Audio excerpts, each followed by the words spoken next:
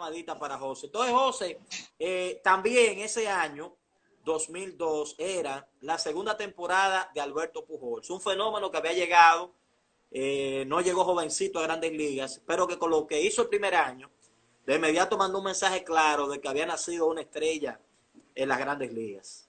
Señores, yo me pongo a pensar, si Pujols hubiera debutado en la época donde no estaba Barry Bonds, él hubiera ganado la misma cantidad de MVP posiblemente que consiguió Barry Bonds, que fueron 7, ¿verdad? Porque los números que puso Albert Pujols durante esos años ahí en San Luis, y entonces las veces que terminó segundo en las votaciones, Míralo jugando, jugando en el left de field. field ahí en 2002. Eso Sí, es jugando de field 2002 en el playoff contra Arizona. Mucha gente que no se acuerda de eso, pero él llegó a jugarle field en un playoff, ni siquiera en regular, porque era que no había posición para él. Y entonces la rusa tenía que buscarle un hueco en el equipo por ese bate que tenía. que fue la posición que él jugó cuando debutó también, cuando fue novato del año, fue en el left field, porque recuerden que San Luis tenía a Fernando Viña en segunda, y Carretería en el short, estaba Plácido Polanco en tercera y Maguire en primera. Entonces, ese año del 2002 ya habían cambiado a Plácido, que fue cuando lo cambiaron por Scott Rowland, que era el antesalista de San Luis en esa oportunidad, y seguía Viña igual, Rentería y Maguire. Entonces él no tenía una posición, pero jugó muy bien en el outfield y además el bate hablaba por él. Inclusive en Arizona fue cuando él conectó su primer jonrón, que fue Armando Reynoso, el primer jonrón de Albert Pujols, que ese año no ganó el liderato de Sí, sí. remolcadas porque Lance Berman terminó con 128 y Pujols 127, se quedó a una de ganar el liderato de carreras impulsadas en esa temporada del 2002, que por cierto esa serie de playoff Orlando le pudo ganar San Luis a ese 1-2 de Randy Johnson y Kurt Schilling.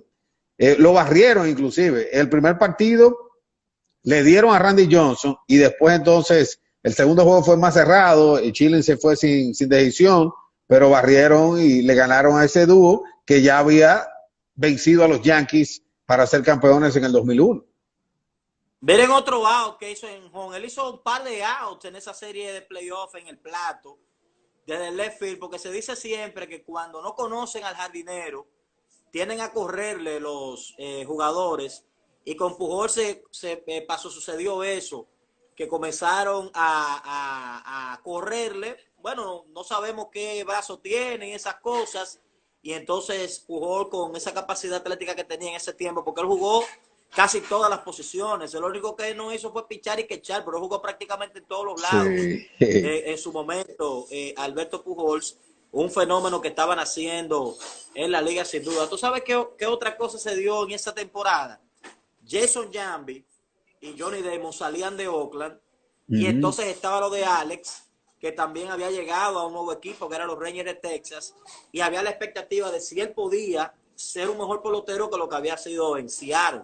Sí, en el caso de Damon y Jamie, primero al llegar a los Yankees tuvieron que recortarse. Tú sabes que eso está prohibido.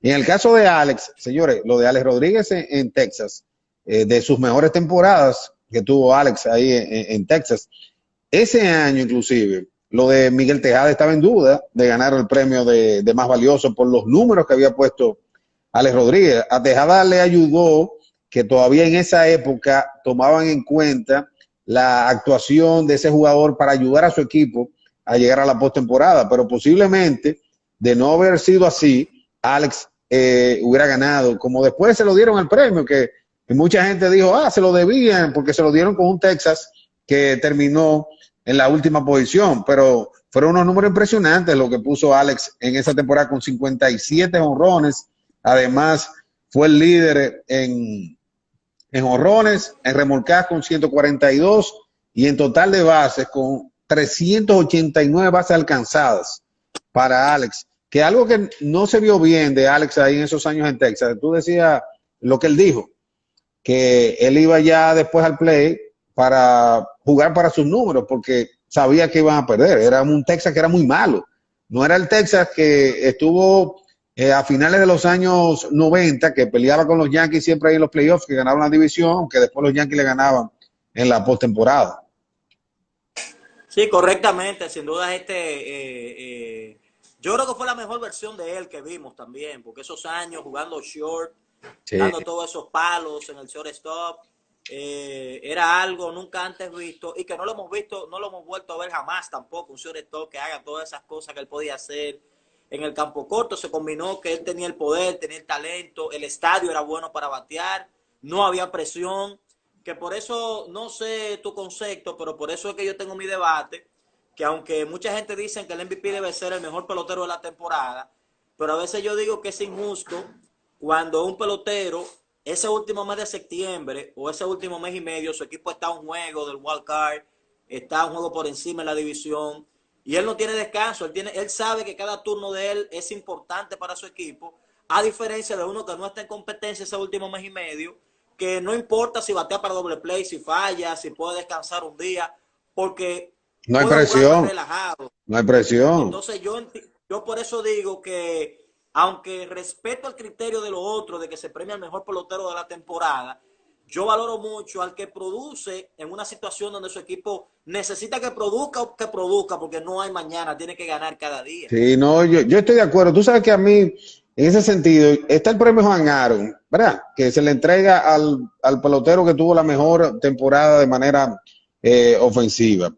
Entonces, yo pienso que ya hay que darle como ese valor que precisamente es su nombre, más valioso. Se supone que es más valioso de qué?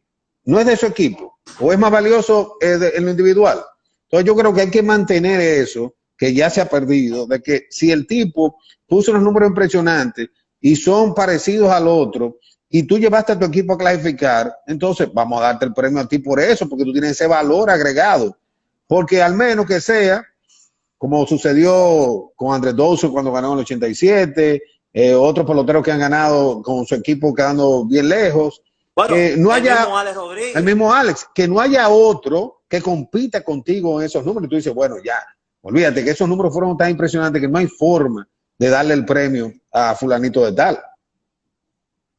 Sí, porque independientemente de que la naturaleza del deporte es muy individual, claro, cuando aparece algo impresionante como el caso de lo que hacía Barry Bonds, tú dices, bueno, este hombre no se le podía lanzar, por ejemplo, en un momento determinado, era un tipo que era una especie de mastodonte.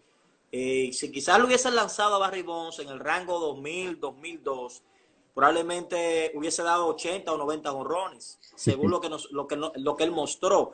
Entonces ya cuando un tipo pone unos números excelentes, pero aparte de eso, tú vas y ves que le dieron todos esos boletos, todo tú dices, óyeme, hay una situación, aquí hay un problema.